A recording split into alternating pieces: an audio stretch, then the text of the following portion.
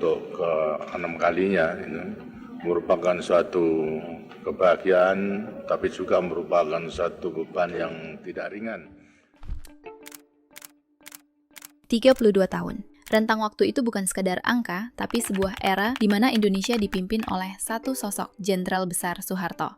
Orde Baru menjanjikan stabilitas dan pembangunan. Selama beberapa dekade, ekonomi memang tumbuh, tapi stabilitas itu datang dengan harga yang mahal. Kebebasan yang dikekang, otoritarianisme, dan yang paling terlihat adalah budaya korupsi, kolusi, dan nepotisme. Kekuatan terkumpul di satu tangan, menciptakan fondasi yang ternyata sangat rapuh. Kerapuhan itu mulai terlihat jelas ketika badai krisis global menerpa Asia pada pertengahan tahun 1997. Ini bukan hanya tentang ekonomi. Ini adalah cerita tentang bagaimana krisis keuangan membuka celah lebar bagi tuntutan politik dan mengubah jalannya sejarah Indonesia hingga saat ini.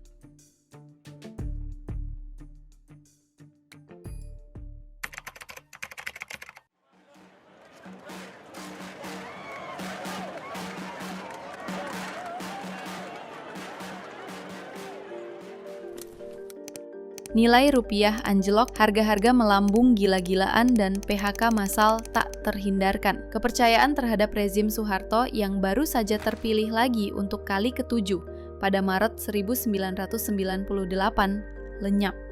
Ketidakpuasan ini menemukan corongnya, mahasiswa. Di seluruh penjuru kampus dari Sabang sampai Merauke, gerakan protes menuntut reformasi mulai menguat. Puncaknya datang pada 12 Mei 1998. Mahasiswa Universitas Trisakti Jakarta melakukan aksi damai. Tapi aksi itu berakhir tragis dengan 4 mahasiswa tewas tertembak. Tragedi Trisakti adalah titik balik. Kematian 4 martir reformasi menjadi pemicu kemarahan yang jauh lebih besar. Protes berubah menjadi kerusuhan massal di Jakarta dan beberapa kota besar lainnya. Kerusuhan rasial, penjarahan, dan kekerasan sistematis terjadi. Suasana mencekam dan tak terkontrol. Ibu kota lumpuh.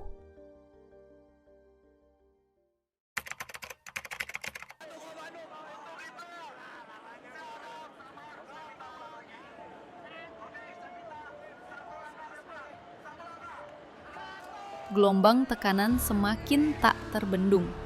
18 Mei 1998. Ribuan mahasiswa berhasil menduduki gedung DPR MPR. Mereka menguasai kubah hijau, menjadikan gedung itu simbol perlawanan dan tuntutan rakyat. Di hari yang sama, Ketua DPR MPR Harmoko, yang notabene adalah orang terdekat Soeharto, membuat pernyataan mengejutkan. Pimpinan DPR mengharapkan Presiden Soeharto mundur. Karena beberapa pengurus mengatakan Pak Harmoko selama ini setia kepada Pak Harto. Kalau begitu Pak Harmoko ini seperti Brutus, ya, yang menusuk Caesar, mengkhianati, menohok dari belakang. Kita ini berpikir harus secara rasional, bukan emosional. Apa pengertian rasional?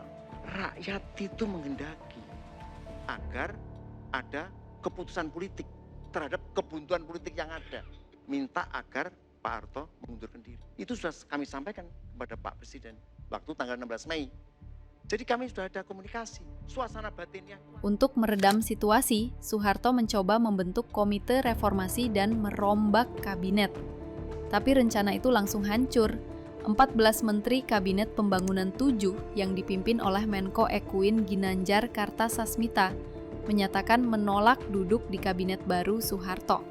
Dengan kabinet yang lumpuh, tekanan dari militer yang terpecah, dan jutaan rakyat di jalanan, Soeharto kehilangan semua dukungan politiknya.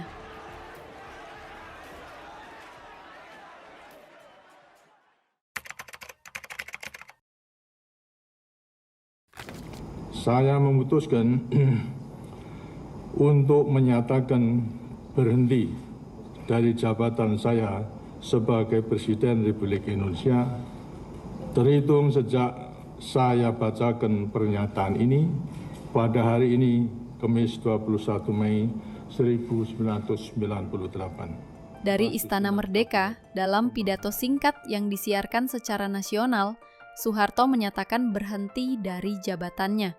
Setelah 32 tahun, Orde Baru runtuh dalam waktu kurang dari 5 menit. Wakil Presiden B.J. Habibie langsung disumpah sebagai Presiden ketiga Republik Indonesia. Oleh Bapak B.J. Habibie. Sebelum memangku jabatan Presiden, saya akan melaksanakan kewajiban konstitusional saya, ialah mengucapkan sumpah sesuai dengan agama yang saya anut sebagai berikut. Kegembiraan reformasi meliputi jalanan, tapi euforia itu bercampur dengan luka yang dalam.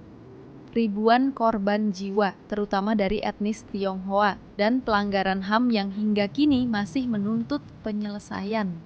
Jatuhnya Soeharto membuka pintu bagi era reformasi yang bertujuan membangun fondasi demokrasi yang lebih kuat, di mana Indonesia menegaskan bahwa kedaulatan tertinggi ada di tangan rakyat.